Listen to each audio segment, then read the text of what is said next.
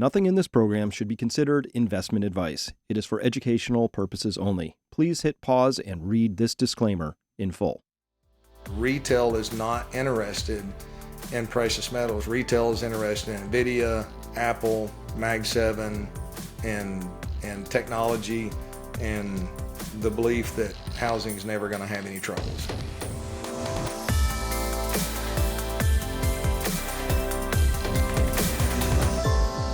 Hello, everyone. I am Chris Martenson of Peak Financial Investing, back with our regular Finance U episodes, and I'm back here with Paul Kiker of Kiker Wealth Management. Paul, so good to see you again. Did you Chris, miss me? I did. I missed you too. My wife. I was like, I have missed my conversations with Chris. This is great to have you back, and I'm so glad you guys had a wonderful time and got a chance to get away, and boy, a lot's happened, hasn't it? Well, a lot has happened. We'll get to that in just a second, but I did want to show you this. We spent the first week in Westport, Massachusetts, and this is on a river, so this is kind of brackish, and that's a shad. The shad were, if you had two hooks on a line, you were getting two at a time. There was about an hour. It was just an unbelievable shad run. And so those are fun. There were blue crabs there, and there were some stripers, but I never quite got one to take the bait, as it were. Ooh, would you take a shad and fish with a shad for a striper? Absolutely. Oh, yep. I can only imagine that would be quite the adventure. Yep. And then let's see what else. So yeah, when we were here, this is around Lake Jenny. So those are the Tetons back there, and that's Evie, who I just married. So that's an awesome picture. She looks like a model in an outdoor magazine in that picture there. Sure does. So that was just unbelievable fun. How'd you like Lake Jenny? That's such a beautiful area. Loved it. I mean, it caused me a little stress because I wasn't out on it fishing, but other than that, I did enjoy it. Yeah, no, I would definitely. I got to get out there with a boat next time. Not just for that, but for all other things. So it's just great. I liked it. I thought the Teton area was fantastic. The only hard part, which you probably know, is that it's at 6,800 feet. So the first 3 days, this always happens to me when I get altitude, I have the craziest dreams, like just super involved, very active, all kinds of crazy stuff happening. They're very vivid. I find that happens to me at altitude every time. Really? I've never had, I wake up, if I don't drink a lot of water the first day, like I have to focus as soon as I land, drink a gallon of water the first day. I'll have a headache the next day, but I've never had vivid dreams like that. It hasn't affected me that way. That's interesting. Yeah, it does for me. Where do we start? So I'm seeing the markets are selling off a bit at this point in time. This is a screenshot of just from the future side. So not everybody. Texas Instruments seems to be doing fine. Nvidia's down 3, AVGO down 3, Apple down 3-ish, Google made us. So this is really looks like the big seven are selling off a bit here. Everything else is kind of a mix. That I'm seeing here. Nothing really too much to report on that. What are you seeing in there? Well, the thing that's been the most interesting for me is how interest rates have been moving since the Fed cut. Oh yeah. I'll share this screen here. It's quite shocking if you're not looking at it every day and you jump back and realize. So what I've got on the screen here, can you see that now, Chris? Sure can. So this is the 3 month, the 1 year, these are all treasuries, 3 month, the 1 year, the 2 year, the 3 year, 5 year, 10 year, 20 year, and 30 year. And I've annotated here on the screen, this is September 18th when we got the Fed rate cut. So as you can see, interest rates have been on a tear higher in a massive way since the Fed rate cut, which is quite interesting. It might be small for people watching. So when those squiggly lines are moving down, that means interest rates are going down. Yes. And when those lines are squiggling higher, that means interest rates are going up. So where you drew that line, it looks to me like interest rates were moving down in anticipation of the most widely telegraphed Fed rate cut in history since the last one. But then, yeah, that's weird that you would think they would keep moving down. Is this sell the rumor, buy the news kind of thing, but in the inverse, buy the rumor, sell the news. It appears to be that way. It really does. I mean, obviously they telegraphed it, and the market had priced it in and continued to price it in until the actual cut. And now we've reverted back in many cases, some of the longer term yields back to where we were back in July. So, I just find that interesting that I'm not exactly sure what that's saying. There's conversation out there about inflation expectations are going to be coming back. The bond market's starting to have some volatility. Long-term yields are starting to move up. So here we go. We get an interest rate cut, and look at 30-year mortgages right now. So this is not going to be helping the housing market, which is already essentially frozen, based on all the data we look at. You've got 30-year fixed as of today, back up to 7.373. This morning it was 7.33. So this is your average rates right now as of today. 15-year back to 6.3, and your 10-6 ARM back to 7.88. So I'm not exactly sure what this means. We'll find out 3 to 4 months from now, but the market is telling us something. Prices move up when there's more buyers than sellers, and vice versa. Prices move down, correct, for sellers than buyers. So how about this then? This is total U.S. Treasury debt, total public debt outstanding. Now that includes intragovernmental holdings. So this line can move up if the government just borrows from the Social Security fund and calls that intragovernmental debt. But leaving that wonky subtlety aside, $500 billion of new stuff in a matter of weeks. And when I calculated it out, we've seen here in September, when you said the rate cut happened, another $150 billion of U.S. debt went out the window. This is the public stuff that went out, and another $100 billion through the 21st of October, which is when the data was cured to when I got to it this morning. So hundreds and hundreds of billions of dollars going out the door here. Maybe that helps account for what we're seeing. I don't know. It's interesting. So I didn't realize, it's amazing the things you pay attention to and you don't, in the background. But it's my understanding the new fiscal year for the government starts on October the 1st, correct? So that was correct. That was one of the arguments. Everybody's saying, hey, bring Congress back together so that we can pass this special spending to take care of the people in North Carolina. The president's administration was, arguing back and forth. But the reality is they already had it in their budget that they could spend on October the 1st. So when you see that huge spike that starts to occur after October the 1st, is it like, are you just front running, and where's this money going? Why are we deploying that much capital to begin with? And where's it going? Because $750 per household, even if there were 1 million households, that's only $750 million. That's right. And yeah, we're talking hundreds of billions. We're talking about a single billion. So I don't understand. I don't know that that's a legit.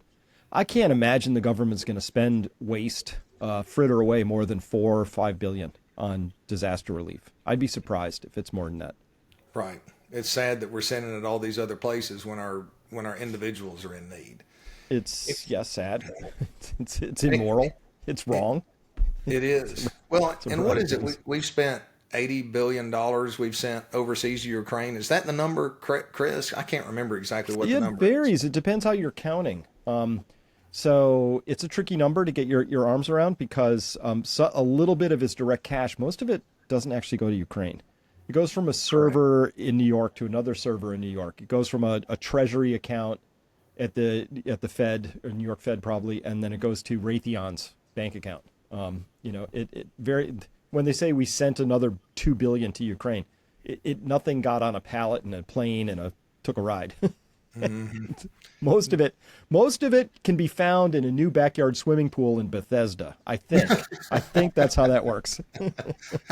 Well, I mean, that the prices they're paying, it makes sense, but yeah, 17,000 houses could be. I know we said this before, but $450,000 houses could be built for $8 billion. 177,000 for 80, and so But now you got to go, those poor victims have to go on and fill out online where they don't have Wi-Fi and cell phone service in most places to Yep. get their $750.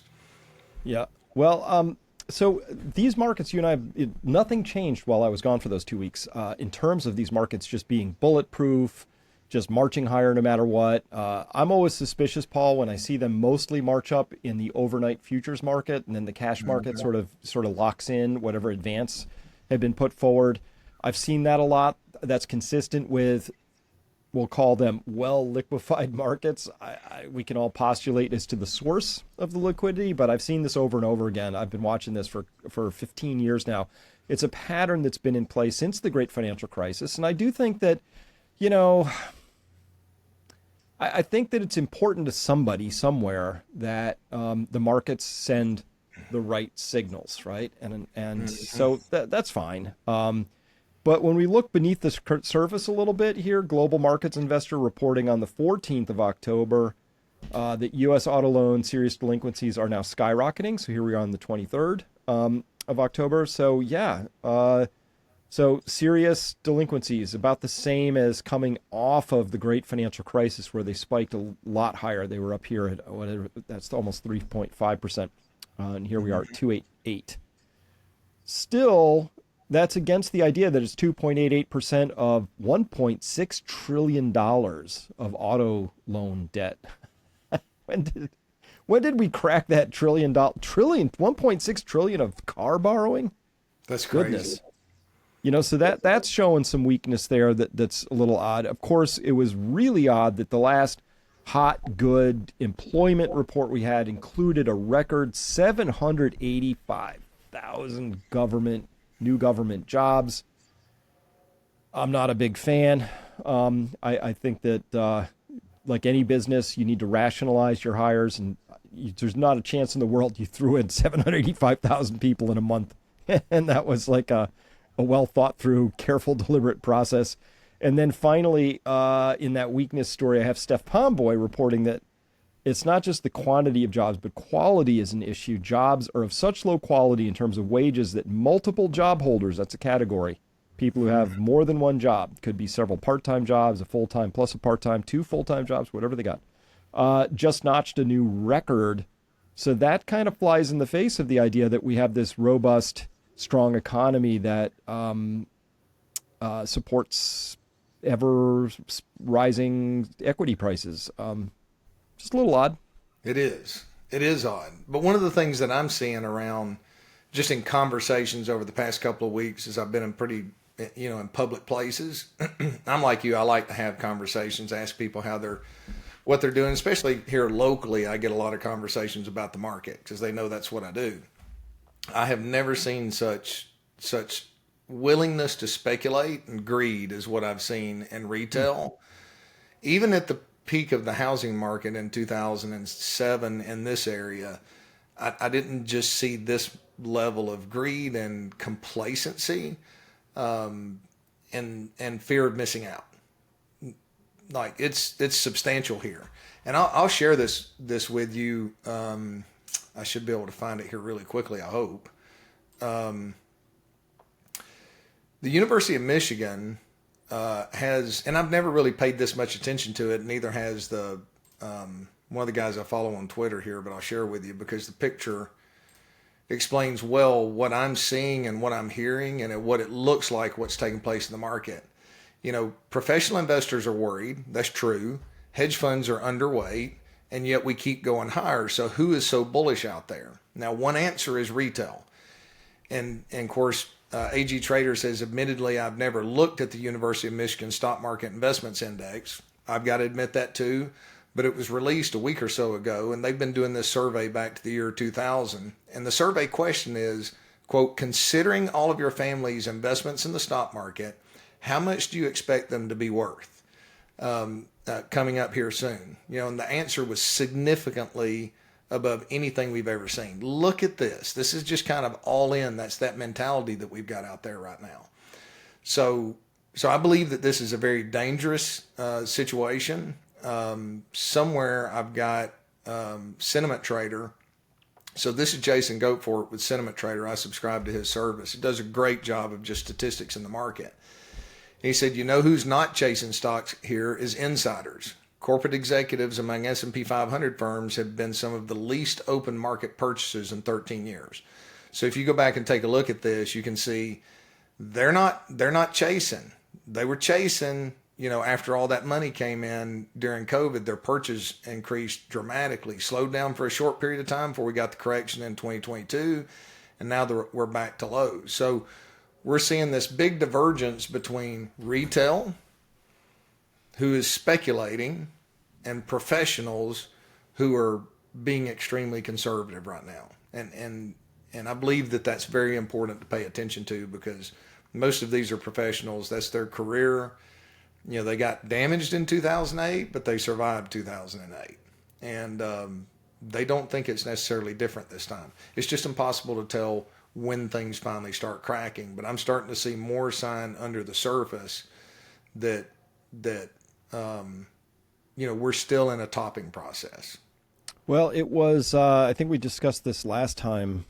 So in 2007, when we finally got that first rate cut, it was just, 3 weeks later that markets finally rolled. But people didn't know it at the time, right? There was a big sort of a roll off and then a plunge, but then some buying, dead cat bounces or short covering, whatever you call those things. But, things don't ever move in a straight line. But I do remember that it took a little time after the rate cut started. So, but this is weird that they cut rates and now we're seeing interest rates higher.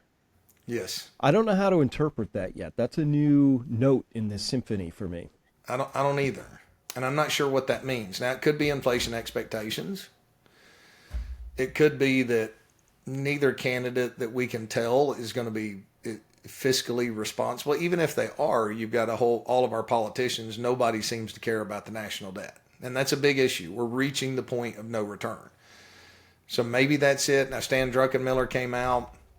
He said that market participants have concluded that Trump's going to win the election because of all the sectors. And I like to pay attention to what Stanley Druckenmiller says. He's wise, especially since he got sucked. He shares the story of how he got sucked into, knowing he shouldn't, the technology bubble there at the worst part of it in the year 2000, right at the last minute as the market turned. And that's a professional that got pulled in there. The difference is he didn't ride it all the way down. So, I'm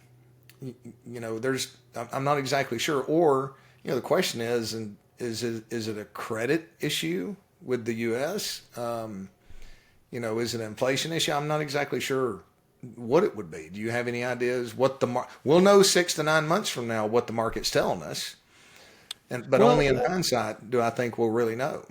I'm of two minds about this. So the first is that it used to be you could track the consumer and you would know what was going on because the consumer is the economy. Okay. Mm-hmm. And so what you and I just reviewed, look, people are holding multiple jobs. They're delinquent on their auto loans. I didn't show it, but they're delinquent on their credit cards. We have mortgage delinquency starting to tick up, not crisis levels, but not going in a healthy direction. And then we also have, from my connections at gold and silver stores, saying that retail is still selling, into all these rising prices. We have other data that suggests big money starting to move in, but little money is stressed and they need cash, and so they're moving out. And so I get that, but collectively I have nothing but signs potentially that the consumer is sort of out, but still things are resilient. And so I have to sort of sneak into this mode that, we have a government that is deficit spending at crisis levels. And that's what they report to us. Can I show you something? I just put this out as a quick scouting report. So if somebody just watched my other report, you're going to see this anyway. But this bothers me a lot. So this is let me supersize this. This is what was just reported. So the government just closed out their fiscal year.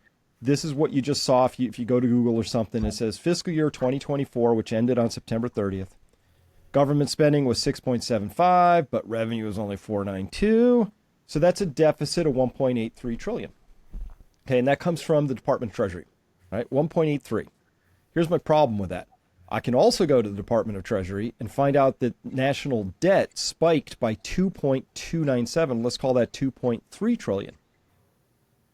I can do simple math. There's 467 billion missing dollars between those two numbers. and it's not in the cash balance at the Treasury. There's a little cash there, but not that much. So how do we account for that? How do you go? That would be like, like if you're a household, you would say, well, I earned 100,000, but I spent 10,000 more on my credit card. And then I look at your credit card statement, I go, but it's actually 20,000 on your credit card. What's up, Paul? Right? You know, it just doesn't add up even slightly. So this is secret government spending right here. It's undisclosed. And where's it going? And what's it being used for? Well, we don't know. But if I take you back, like this is a little blast to the past. Remember SFAS 56, the government allowed itself to spend money that it didn't have to disclose. I mean, that's what it says, right? Yeah. It says it permits, this rule permits government agencies to modify public financial statements. And then it gets worse when you look at how it's being analyzed in commercial real estate. They said it's a rule that allows companies to alter and misrepresent their financial statements if it's deemed to be in the best interest of national security. So, you know, and I think you and I discussed this before, that isn't it just a little odd that what we saw was the Magnificent Seven had all these earnings revisions in fourth quarter of 2023, which would be part of 2024 government year, right? Because of how they count. When you saw the other 493 companies in the S&P collectively report a 15% earnings erosion, why are these? How is it that these seven are doing something that the other 493 can't pull off? Right. That's a good question. It sure makes it, you know, when you think about it from that perspective, and Nancy Pelosi, after NVIDIA's been on quite some run and professionals are scared to touch it, she's loading up on the stock.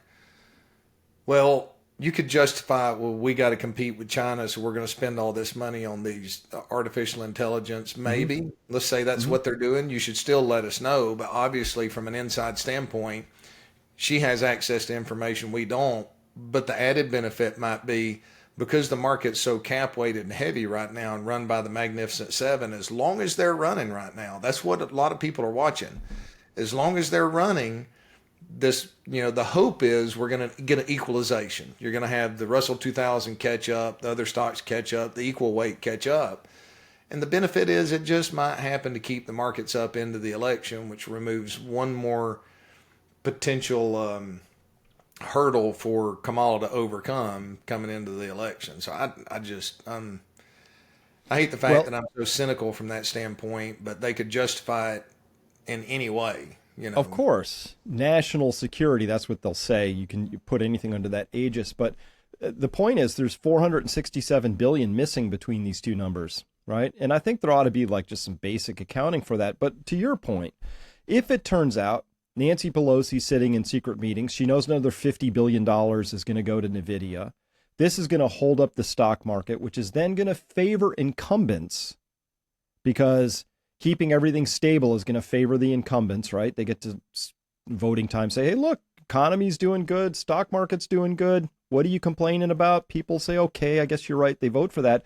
But if it turns out that that was all being propped up with public money that was undisclosed, this is an undisclosed campaign finance contribution as far as I'm concerned.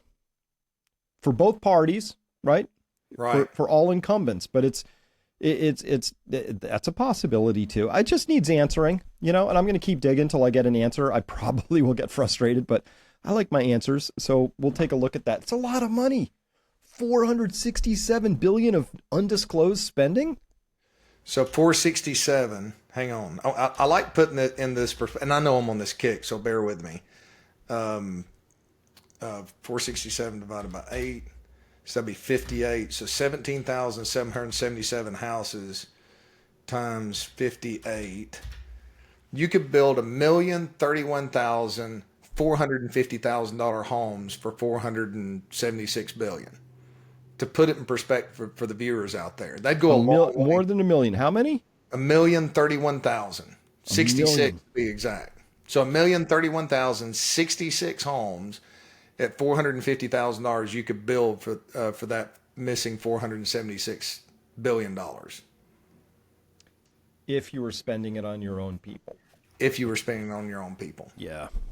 But at a minimum, you know, I would want them to say, okay, this is for defense. We still need to have a line item in there that says what this is going for. Okay, you want to be secretive about it.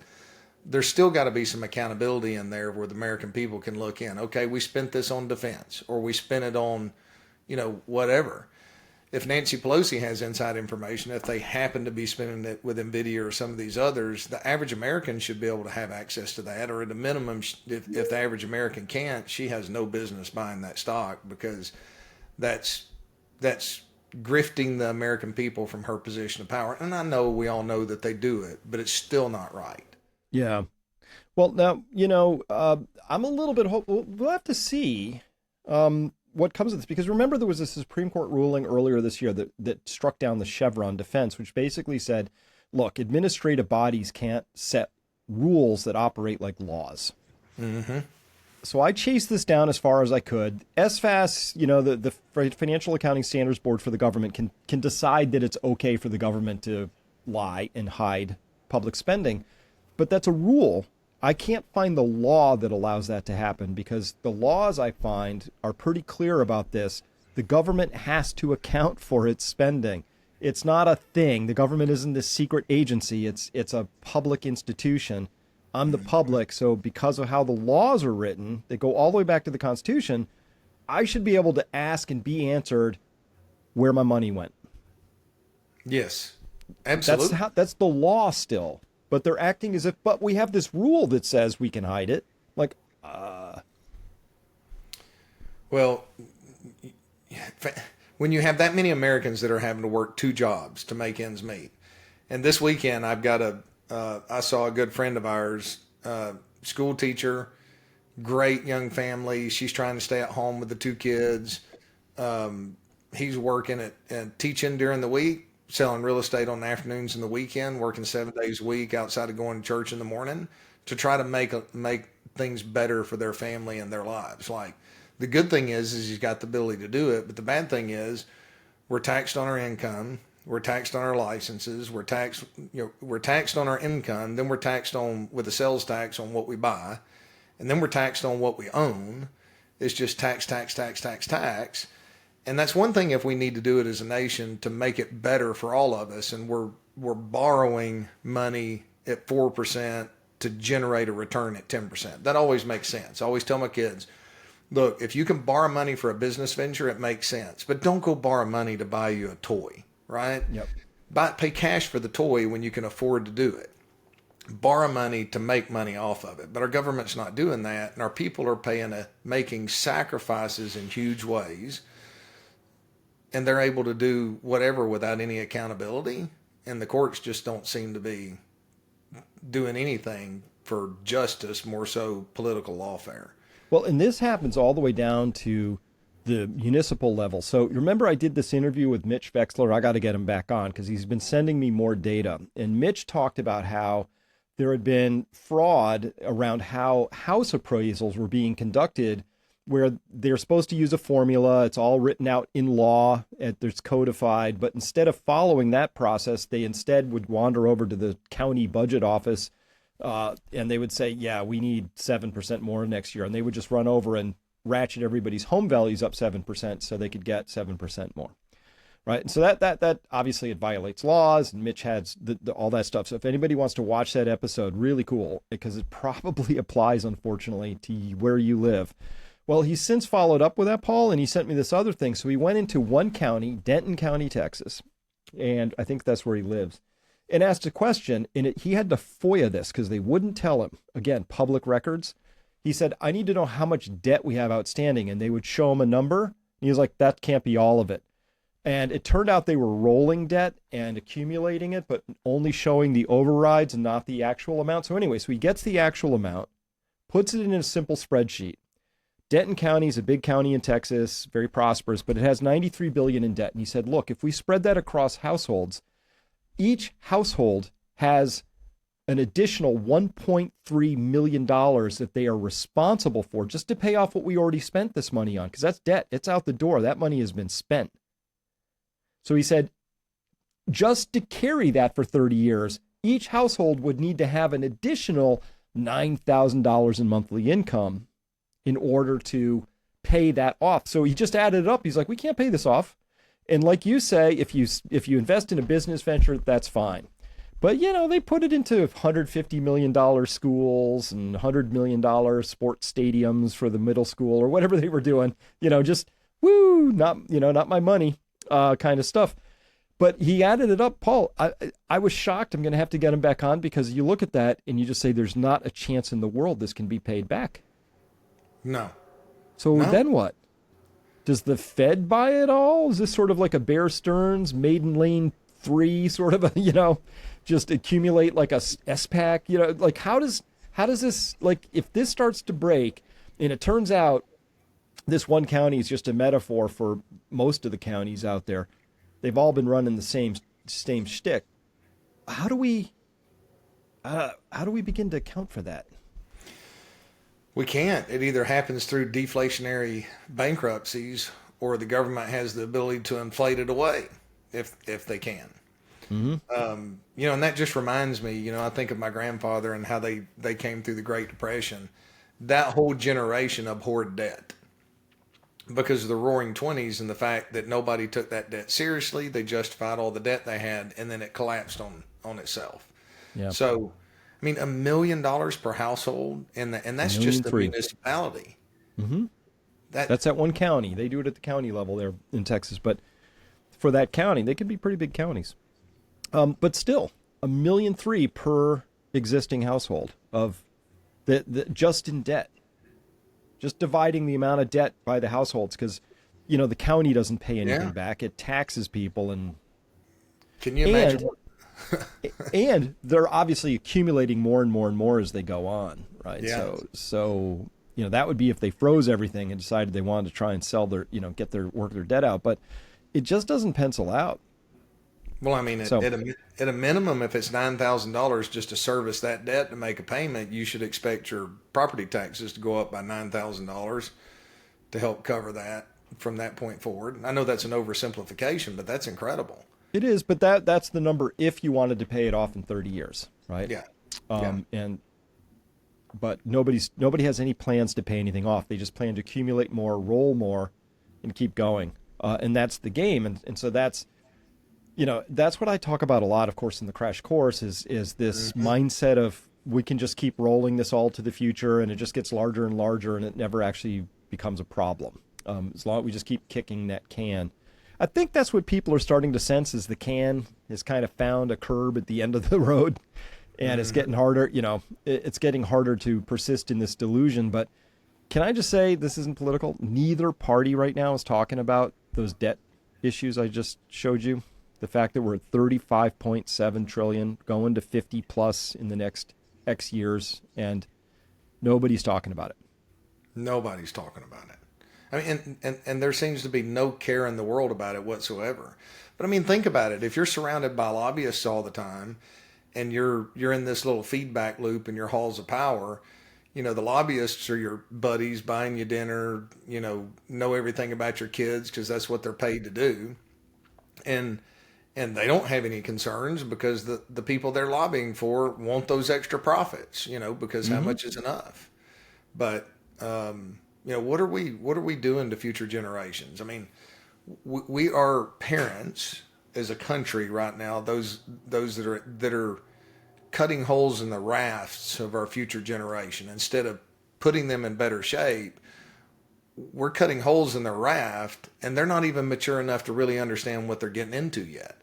So we're, at what point, how is history going to remember the worst generation in America and those people who refuse to stand up against it? Because we're getting closer to the absolute worst generation that history books in the future with other countries that have moved into the position of power will study how foolish we have been and question why the American people didn't stand up and demand more from their politicians. Yeah.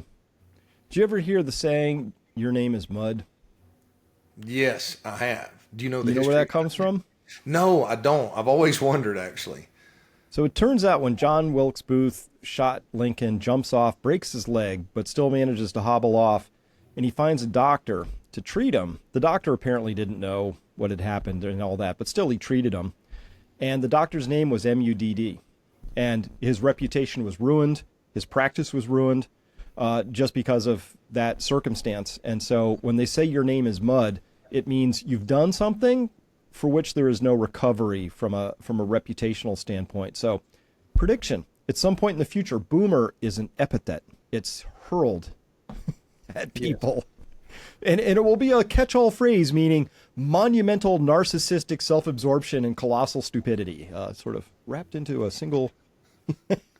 You need to go ahead and make that definition so that the future generations will use it, because at this point, they don't seem to be concerned about much.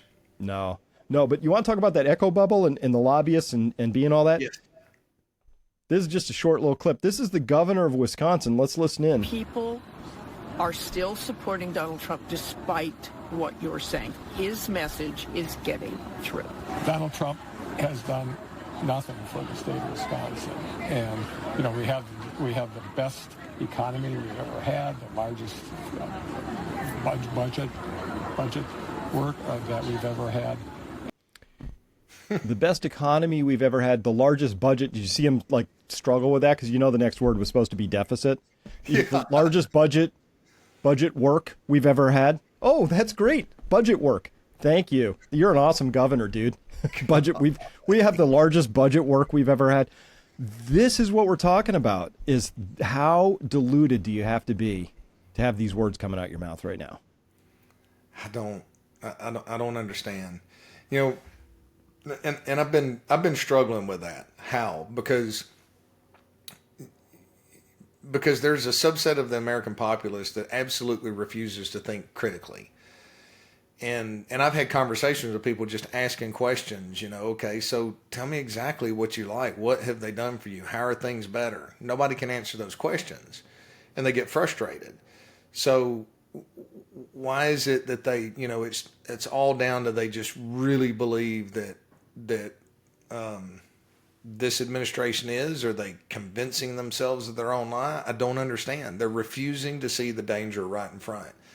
And they're refusing to be stewards of and fiduciaries of the people who put them in the position that they're in. And look, I get it from the media. They're just as corrupt as they can possibly be.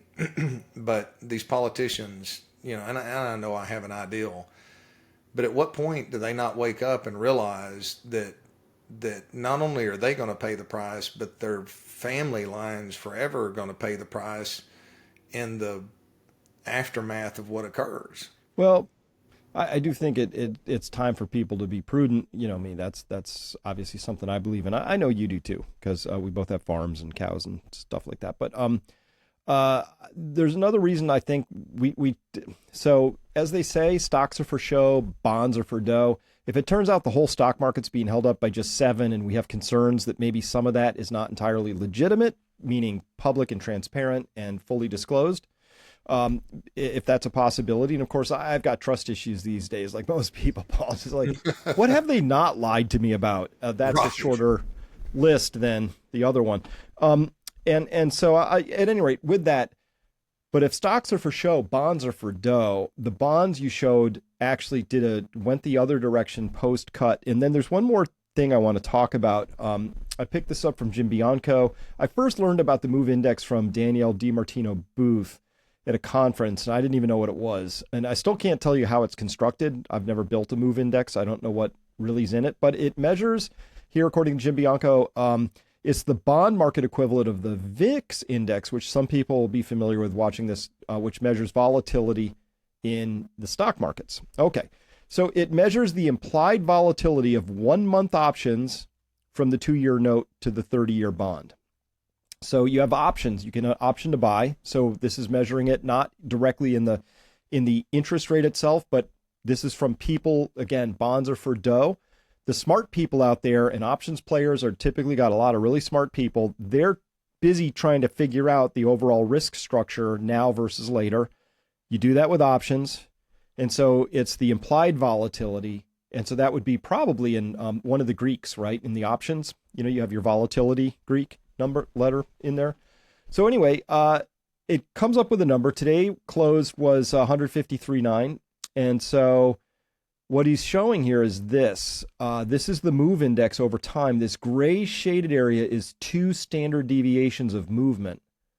Okay. So if you're outside of 2 standard deviations, it's getting a little weird. So how many times has it poked its little head, this move index? Well, it did here with the long-term capital management failure, which was fundamentally a bond market puke that happened around Russian bonds. We have the September 11th, 2000 aftermath. You've got WorldCom bankruptcy right here. You got the Iraq War. Of course, you have the TARP bailout, the Great Financial Crisis. And here you have the pandemic lockdowns. Here we are. And we're at a higher level than at any other time except for the Great Financial Crisis in volatility in those bonds. So this is a signal that I think people ought to pay some attention to, because it means we're really in some not uncharted territory, but rare territory. This is a 30-year chart. We're at the second highest reading in 30 years. And that tells you that the smartest people in the room, and I know you've been around bond traders before, Chris, and I've been around bond traders, their ability to do math off the top of their head is stunning. They're brilliant. They really are. They're brilliant people.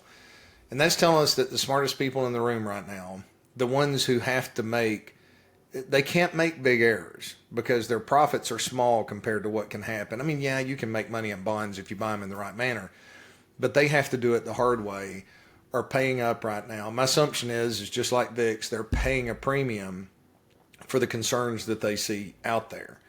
And that's something that we should pay attention to when the markets are just oblivious. Retail's going all in. People have become complacent, that they think that the government's just going to be able to bail us out. Well, interest rates rising are telling us that's not the case right now. Red Lobster's been bankrupt. We've seen all these bankruptcies in the restaurant industry. New construction data is coming out less than expected. So things aren't as rosy as they seem. And my concern is we're less than 2 weeks away from any major reason to have a plastic face and sell you a movie scene, right? Reality can come in after this election is behind us, assuming that we have a clear winner on the other side of that. But that leads me to one thing that we've not talked about that I did want to talk about, unless you want to stay on that for a little bit longer, because... Give me a second. I'm trying to find something here, and it was a few months ago, so this might... Well, take your time looking, because I want to put a warning out there for our listeners. Okay. Because I don't think we've talked about the Oklahoma bank failing. So go there and I'll find this, because I think this is important. We'll come back to this other thing. All right. So for those of you that are listening out there, last year, and even at the worst part of 2008, so you had all of the banks that were taken down in 2008, and the FDIC stepped in and covered deposits over the FDIC limits. Then last year you had Silicon Valley Bank fell. All your billionaires were there, and there was angst around whether the FDIC was going to cover all those deposits. Well, they did, which I believe increased moral hazard on the other side. But now we get this news on October the 18th, an Oklahoma bank failed. And I want to give credit to Encouraging Angels and the work that they do there. Stan Szymanski. So October 18th this year, Oklahoma Bank failed, and the FDIC stated that they were only going to make 50% of the funds available above the FDIC limits to uninsured depositors. That's the uninsured part of that. So it was reported the FDIC came out with the following statement with one of their local news channels. For uninsured deposits, the FDIC has announced it will make 50% of those funds available to depositors starting Monday, October 21st, 2024, with the possibility of increasing that amount as assets from the failed bank are sold.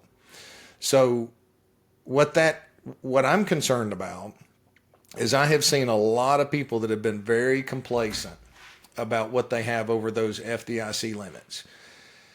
And I believe that that's a foolish thing to do right now. There's no reason not to take a little extra effort and either move to Treasury Direct, and not that long term that's the perfect solution, right? Treasuries have issues, but stay in the shorter term. I'm not a fan of the longer term right now. You've just got too many risks that the market's telling us about. But treasuries are backed by the full faith and credit of the government, so as long as they stand, in theory and in law, they're stronger than FDIC, which is a government agency that could theoretically fail, but the government still stand. But more than anything, that's a warning. We're getting a lot of warning shots across the bow.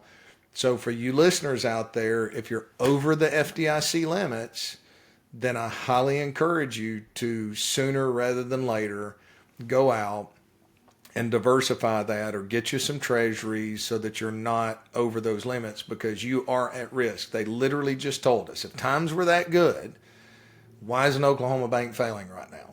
Okay. Now it could just be foolish management, and based on the article, they've been foolish, but that's a warning I believe that should be important, that people out there should heed and take action upon. Yeah, and just how instructive, right? That the big bank with hedge funds in it, they bailed them out 100 cents on the dollar, right? Yeah. That other one's in a farming community. It's probably farmers. So yeah, that's going to be really hard. How could we possibly? We have rules. We could never. There'll be a lot of discussion about that. That's the easy, hard framework, Paul. Right? When it comes to helping our own people, our good, hard-working, God-fearing people, it's always hard. Mm-hmm. But sending money off to hedge funders who produce nothing for this country, to Ukraine to blow stuff up, that's easy, right? Mm-hmm. And so that's literally the system we have right now, and people have just started to detect that, and it's definitely weighing on this political cycle and everything. So what I was trying to find, I didn't find it, was an interview with Tucker Carlson, J.D. Vance, and he sat down and he said, "Hey, J.D., if you guys win, what do you do?" Right? Who do you put in positions of power? And JD said, "I'm going to tell you why we're trying to, why the Treasury Secretary position is so important. Because we know we faced some ridiculous lawfare last time, right? And this whole thing of this Russian hoax thing that went on and all of that." He said, "We know we're going to face pushback from the system, the deep state, whatever you call it." And he said, "One of the things that we know we're exposed at as a country is if our Treasury market, if that market gets hamstrung in some way, right? Mm-hmm. This creates huge amounts of problems." So he was already opining in wargaming how they had to get somebody in who really understood the markets, because that might be an attack vector. So that's the world we live in right now. And I don't think that risk that there are people out there who would willingly harm this great country because politics or whatever it is, they exist. They've been fairly effective in some sectors, but what if that same thought infected the market side of things? That's a risk at this point. That's a huge risk. Well, and here recently, the BRICS Pay, they were testing it at a business venture, their new payment system, which is called the BRICS Pay. I haven't had a chance to do anything outside of read the article, but I wanted to dig into that, which is a part of that processing system, financial system behind the unit, which, what is it, today through the 25th or 26th, the BRICS have their meeting that's going on over the next week. Mm-hmm. The problem is, I know a lot of U.S. investors that if they could buy an investment that was 40 or 50 or 60% backed by gold, they would rather have that than a fiat currency backed system. So, that's kind of smart from a long-term standpoint. Maybe they even recognize that if there is a competitive alternative to the U.S. Treasury system, that's going to reduce the demand for treasuries dramatically, which means our interest costs go up, which means it further accelerates our debt growth or the reduction in spending. And if all of this government spending is what's keeping everything going, and they can't spend like that, maybe there's 792,000 or 700 and something thousand government employees that don't keep their job very long. Well, it's obviously a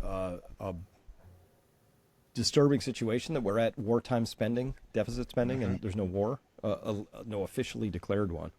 But of course, we are fighting a variety of wars and all around the world.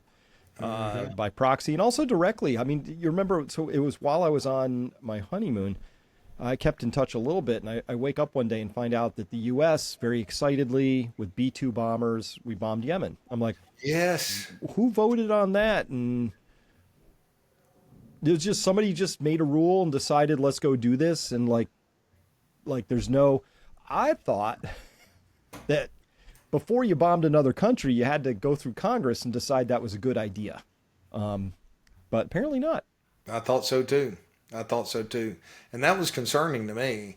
And let me see, did you hear the headline that President Z, I didn't get a chance to go verify it, but it came out on the BRICS News page. Chinese President Xi Jinping orders the military to prepare for war, the Chinese military. No. And that, yes. Oh. So that came out, and I've followed the BRICS News because they put out a lot of great information, quite frankly. But so this came out on October the 19th that he told and apparently it was in response to the leak Israeli attack documents on Iran, Yep. wherever that came from. And how in the world does our government allow that to be leaked? That's just amazing to me. Regardless whether you agree with it or not, that's attack plan, military plans should not be leaked. So anyway, so this came out. The rumor is it was in response to that.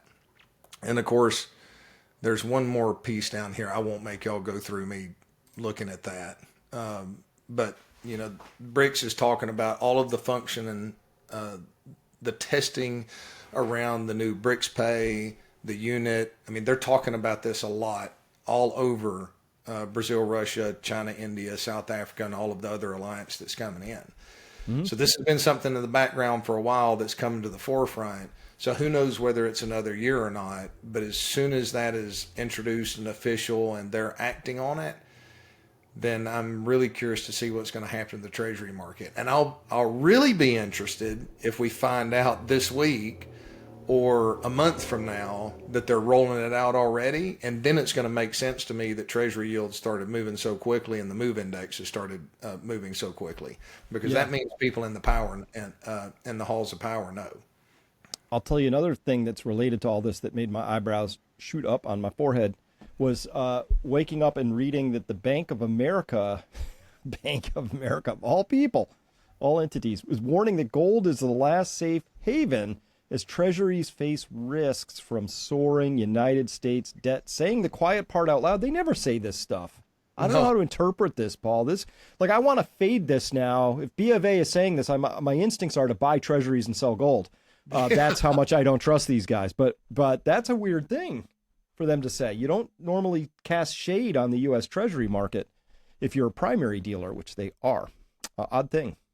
You really don't, unless you're trying to preserve your clientele for the future. The question is, have they started allocating their clients' cookie cutter modern portfolio theory approach through their broker dealer side to higher exposure of gold? If so, then they're putting their money where their mouth is. Otherwise, somebody may just be protecting their career. Either way, that's a huge announcement. I'm cynical on it, right? But that's a huge announcement.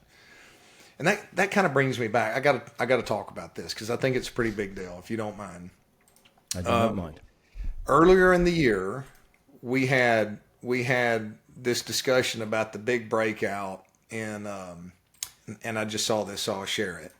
Okay. So I'm going to talk about Apple lately, but we talked about Treasury yields and what happened with the Fed rate cut.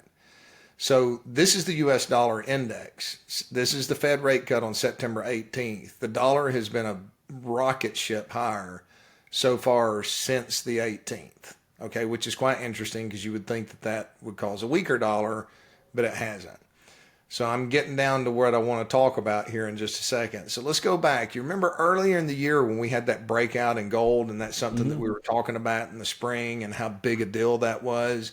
Just to go back and reference that. And I know this is a longer term chart on the monthly, but you know, this was around April that you and I were talking about it. And I thought that was a pretty big deal. You did as well, because we spent this time breaking through. I've been concerned about silver because silver has not followed through yet. So what I'm showing here is the Aberdeen Physical Silver ETF. Again, this is not a recommendation. This is just conversation and educational purposes only. But here we go. Back in May, we started to try to follow through and we had this resistance. We failed several times, came back down, tested a few of the moving averages, and had this nice little rounded bottom that's in place. And I could argue an inverse head and shoulders.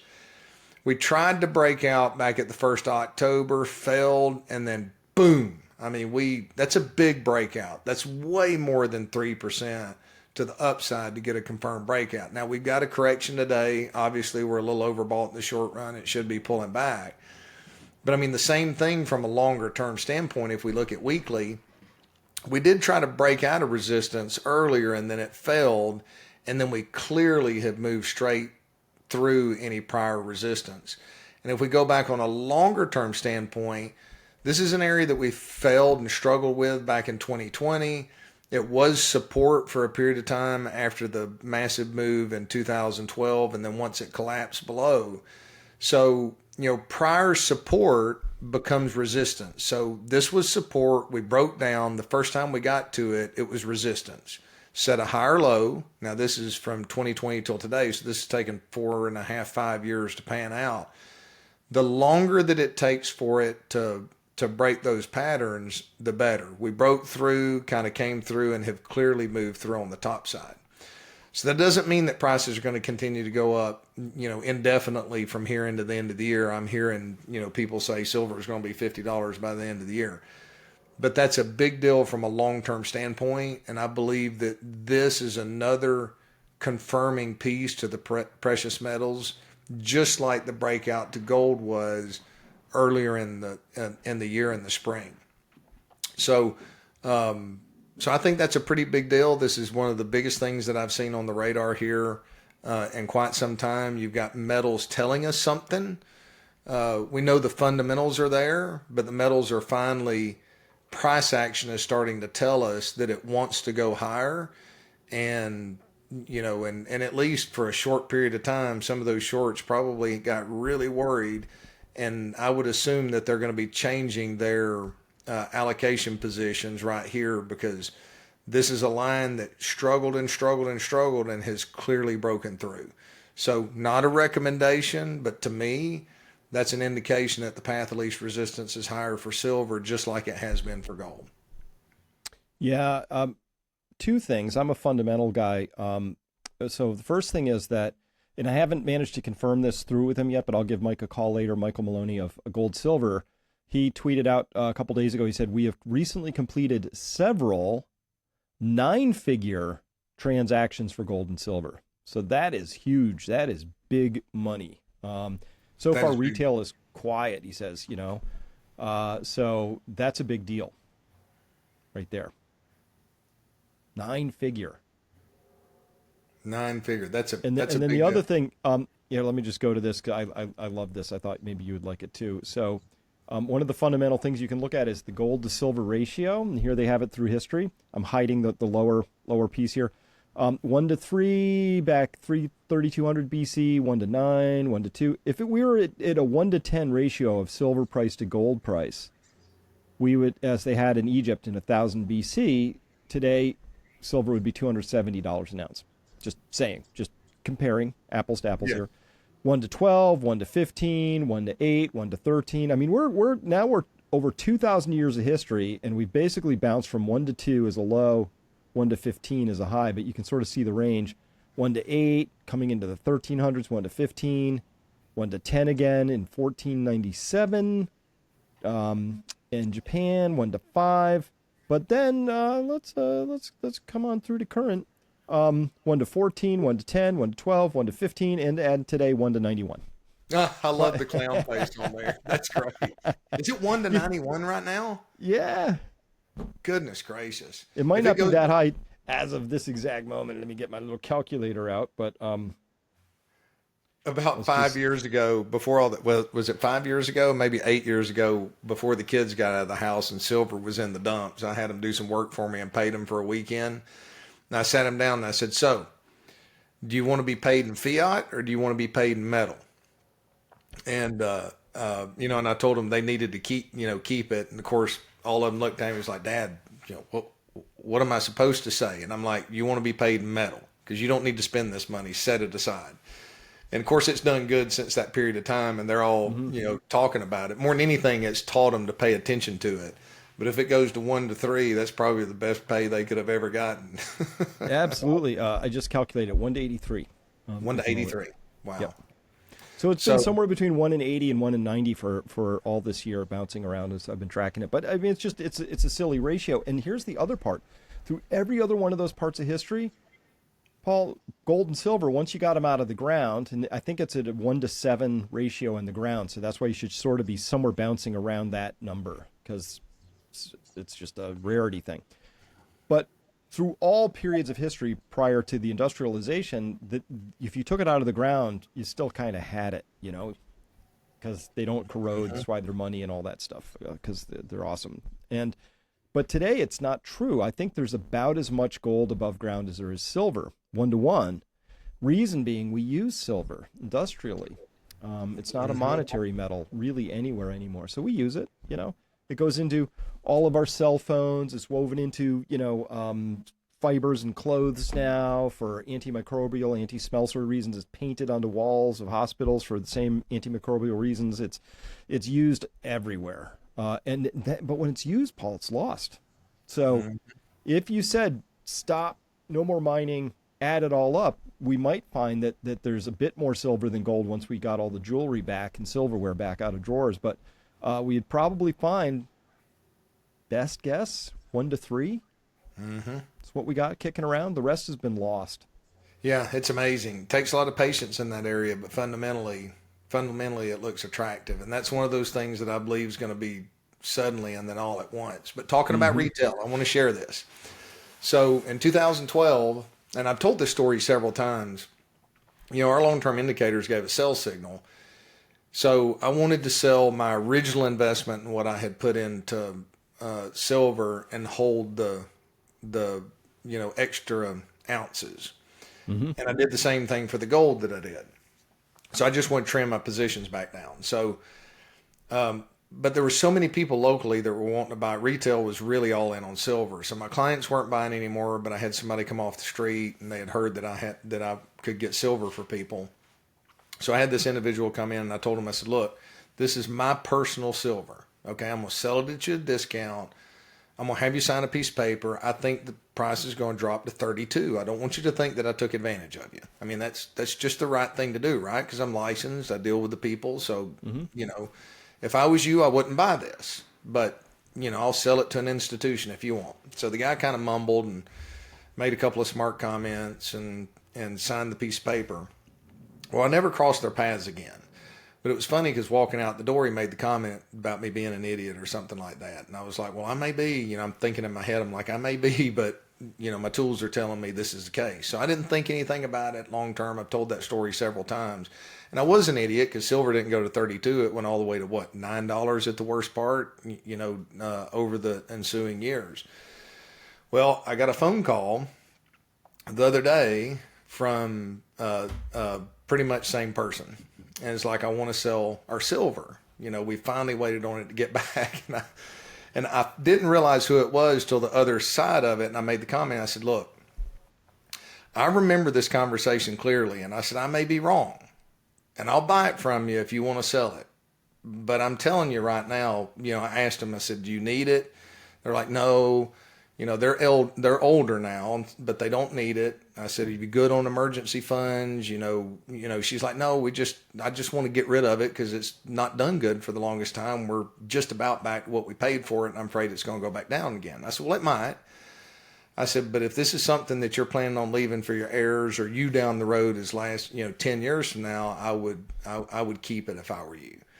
And I've told 3 retail individuals that in the past 2 weeks, and of course I quantify to make sure that they can. This is not advice. This is just kind of sharing what I'm seeing out there. Retail is not interested in precious metals. Retail is interested in Nvidia, Apple, Mag 7, and technology, and the belief that housing is never going to have any troubles.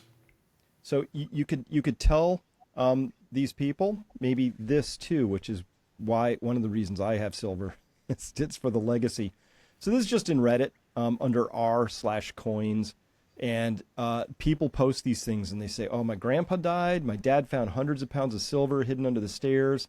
What should I do? And they start looking at it and they fondle it and they remember it. And invariably the comments underneath are, how lucky you are. don't sell it. This is going to be, this is how you remember them. So you leave somebody a couple $1,000 that comes in a bank account. You leave them a couple $1,000 in silver, and that they may hang on to that for a long time because it's part of your memory that you have of this person. Like this is just loaded with people, and I'm so jealous. I wish my grandpa and grandma did that, and it's a real connection. So it has another value besides cash value. I just wanted to say that. Hey, and in the future, you never know. There might be one of those rare Carson City minted coins that equivalent that you end up leaving somebody. I had a client that their grandfather had passed away, and I think it was like 1,000 ounces of silver coins, and they were all, the older coins. And we were kind of flipping through them. They brought them in, we're asking my opinion. I'm flipping through them, and I'm like, I think this is a Carson City error, and that coin at the time was worth like $5,000 or $6,000. So you never know, and they had no clue they had it. It was just all lumped in there. So that's actually a really good legacy to leave people. I like that story. And I agree. They're a very fortunate person to have had that much, hundreds of pounds of silver sitting back there. It's awesome stuff. I mean, I had a simple, when I first started collecting silver, I'd been over at the British Museum, which is a cool thing. A lot of stolen antiquities from other countries. But one of the things they had was this hoard of beautiful Viking silver, Swedish heritage. So a little attracted to that. And they had this one hoard. They found somebody buried a bag and died or forgot about it. Probably died. Who forgets about a hoard like this? Anyway, right. All these beautiful torques, these armbands and necklaces and hack silver where they chop off pieces and, various stuff stolen from churches, all crumpled up, cross, because who needs that? They're pagans, right? Whatever. So all I remember, though, is that in the corner it said, that the total weight of this hoard was 44 kilograms. I'm like, okay, that's about 90 pounds. Goal number one, I need to have 45 kilograms because I want to have a private stash that is more than the largest hoard ever discovered, right? Yeah, that's great. Goals. You got to have goals. So that's good. I like that. But yeah, it's fascinating that we're having this conversation and it's just crickets kind of in the media with everything that's taking place. And even gold prices moving hasn't really gotten that much attention in the overall media. I was actually shocked that you found that Bank of America article, but they're telling us something. They always tell us. They always have a hedge in there so they can come back later and say, see, we told you, right? Well, they say that, darned if you do, darned if you don't, right? You get caught in these Hobbesian dilemmas, right? Where there is no good answer. You just got to pick your poison. Which side of the knife edge do you want to fall off of, right? So look, we're way over the tips of our skis financially. This is just a math problem. It has nothing to do with politics. It's just math. I can prove to anybody with a few minutes of time and a calculator or maybe a spreadsheet that we are in the exponential blow-off stage where they have the Hobbesian choice. What do you want to do? Do you want to default on all this debt or do you want to inflate it away? One way or the other, again, those are both versions of default. Right? When you default directly, you're defaulting directly between you and the person who was your creditor, right? So it might be China. We don't want to pay you anymore because you've done something that made us angry, right? So that happens. But that's a direct sort of a default. A soft default, of course, is the inflation path because inflation is the hidden tax and you inflate it away. But that's really, where did that get paid off? The answer is from every single person who has or uses your cash is now taking a clip off their coin, as it were, getting a haircut on their dollar units to chip into taking care of paying off that debt. But they're both forms of default. One is hidden a little bit. One's more direct. Fine. There's no way out of this besides one of those two forms of default. And I know that to your friend at the beginning of this whole conversation, he says, well, he's pretty confident that these things are going to go higher. He may not be wrong in the sense that, I know what should happen, but what will happen is different. So what will happen, I think, is they're going to get some sort of a scare. That might be the market going down for a little while, potentially. But I have every confidence that if the choice is a deflationary wreckage, Mad Max ruin, and or the alternative, which is print more, they're going to choose the print more. I agree. I agree. It's the path of least resistance for them. And the American people can remember their grandparents talking about what happened during the Great Deflation and why they wouldn't borrow any money. The American people don't have anybody that's telling stories about how atrocious inflation is. Right. And if they had both of those stories to compare to each other, they would choose deflation over inflation. But at the same time, if you were a German citizen, their stock market went up, did good until it didn't. You know, after the war, when they actually got real price discovery, it went down 99% immediately. However, I think some assets are going to go up more than others, and it's all about potential risk versus reward. And I know I've shown this before, but I believe it's very important. That's the reason why I continue to show is just major asset classes. Let me pull up the chart here. You know, if I had to pick a category, and thank goodness nobody's got a gun to my head, but if I did, what I'm showing here is the major indexes going back to January 1st, 2008 on the left-hand side. This is today, so this is as of today's price. The black line is the S&P 500 index. Mm-hmm. The blue line is the Goldman Sachs Commodity Index. The red line is the Morgan Stanley EFA Developed Market Index. And then the Emerging Market Index. So what you can see is the only game in town has been the U.S. So we've seen this before in the past, but this can continue to go up if we get the inflationary, you know, the masks come off and it's clear as day that they're just going to absolutely print us into oblivion, and we're going to choose that path. Then the things we need are going to go up a lot faster than the things we want to have. So, you know, there's a lot of fundamental value, not a recommendation. I'm just pointing out the divergences in the system for educational purposes. People need to do their own research, talk to an advisor. But, you know, if I had to pick and choose something for 10 years from now, it's certainly not going to be the number one thing, because in the 1990s, we had something similar. Now, these graphs, I didn't pay the extra cost to go all the way back here. It doesn't make that big of a difference, but they're not exact. So this just gives you those same indexes, gives you an indication from the year 1990 to the year 2000 of what we experienced then. Tech bubble, everything lines with the year 2000 and 1929. And what did the government do on the other side of the year 2000? They slammed interest rates to zero, created the housing bubble, and then ever since they've been printing. So they've been down this path trying to keep this can going. But from 2000 to 2007, commodities was the number one performing asset, up 213%. And it got hammered in the initial part, but it started turning well before the U.S. markets did.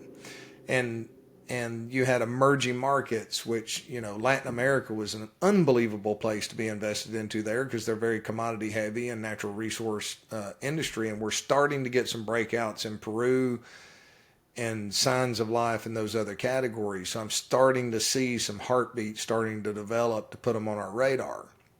But so this is just 2000 to 2007. But I still also want to go down here and point out, even after the massive decline in 2008 to 2009, so just commodities got just taken out to the woodshed and beat like a pulp, right, in 2009.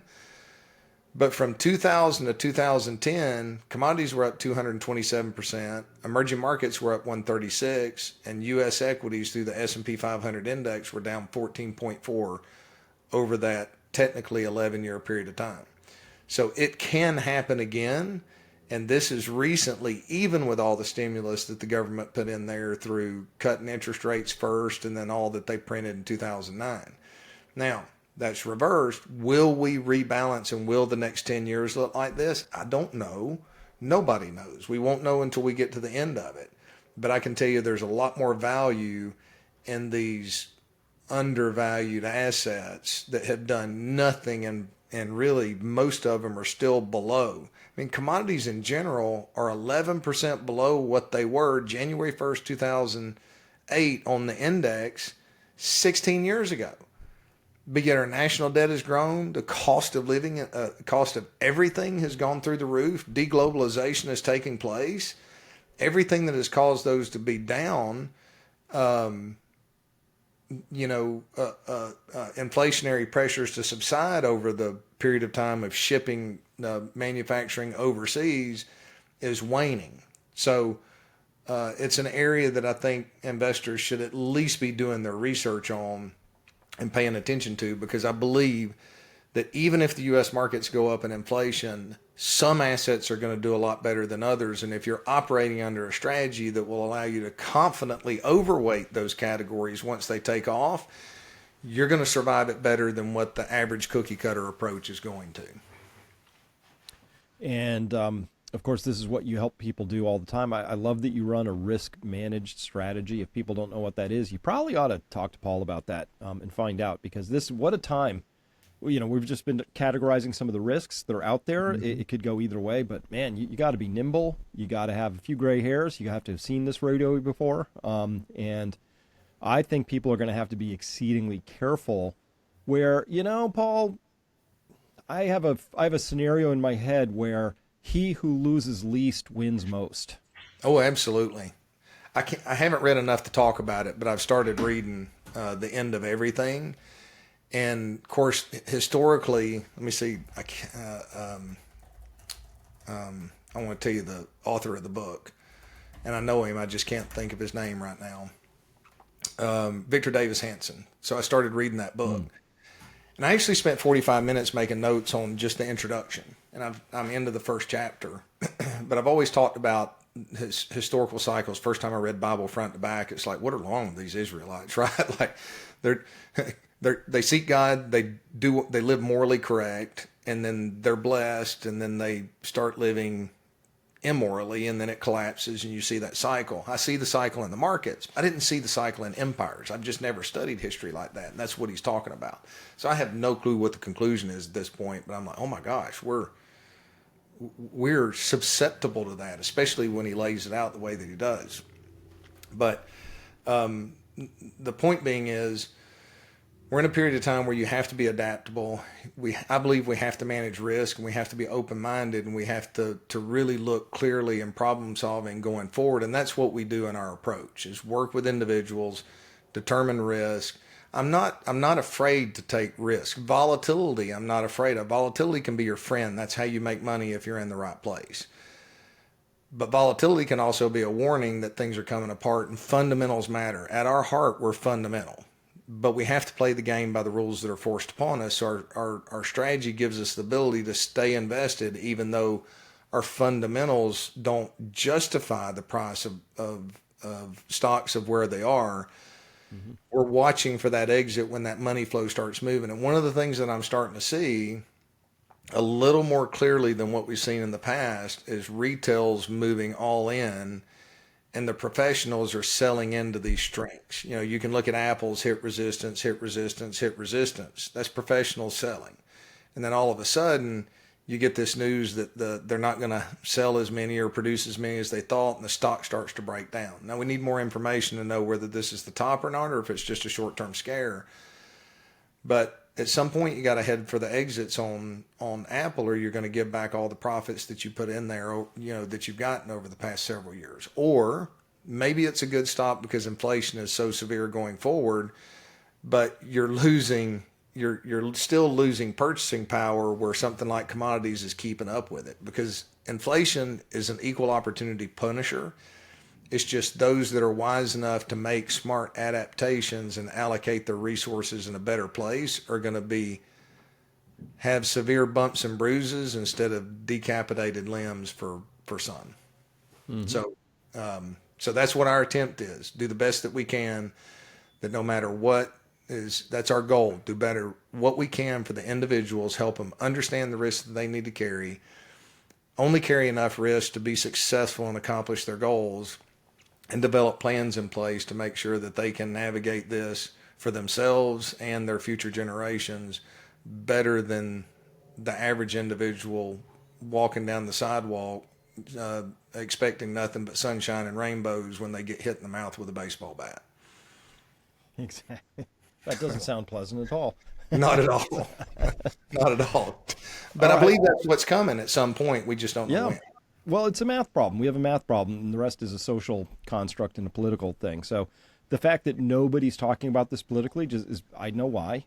There's no good answer to it. No. So what do you do? Politics is not about dealing with troublesome things. They'd much rather have rainbows and unicorns and all that. So with that, anybody interested in talking with Paul, his amazing team, please go to peakfinancialinvesting.com. There's a short form to fill out, and you can then be on the path to having a risk-managed approach, but at a minimum, free, no obligation review of your situation, which Paul and his team will be happy to conduct in a very professional, courteous way. So everybody, how could you not like that? So with that, Paul, thanks so much for your time today. Glad to be back. Can't wait to do this again. Me too. I missed the fellowship and look forward to next week. So good to see you, Chris. Until next time, everyone. Bye-bye.